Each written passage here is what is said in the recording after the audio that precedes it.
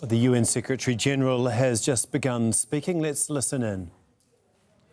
The horrific terror attacks by Hamas on Israel that killed more than 1,200 people and injured thousands more last Saturday were followed by intense bombardment of Gaza that has already killed 1,800 people and injured thousands more.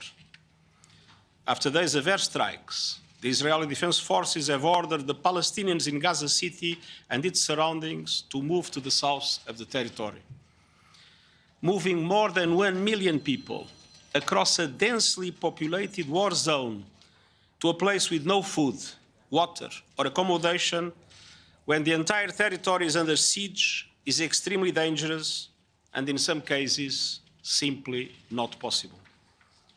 Hospitals in the south of Gaza are already at capacity and will not be able to accept thousands of new patients from the north.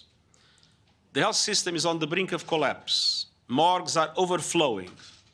11 healthcare staff have been killed while on duty, and there have been 34 attacks on health facilities in the past few days.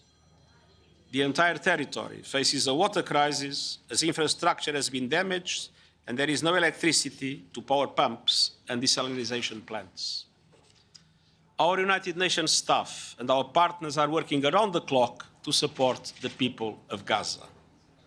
We mourn for our colleagues who have been killed, a number that is increasing by the day. I've been in constant contact with the leaders across the region, focused on ways to reduce suffering and prevent further dangerous escalation in the West Bank or elsewhere in the region, especially in southern Lebanon. The exchange of fire across the blue line is very worrying. It must stop.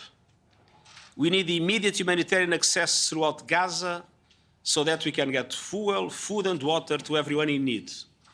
Even wars have rules. International humanitarian law and human rights law must be respected and upheld.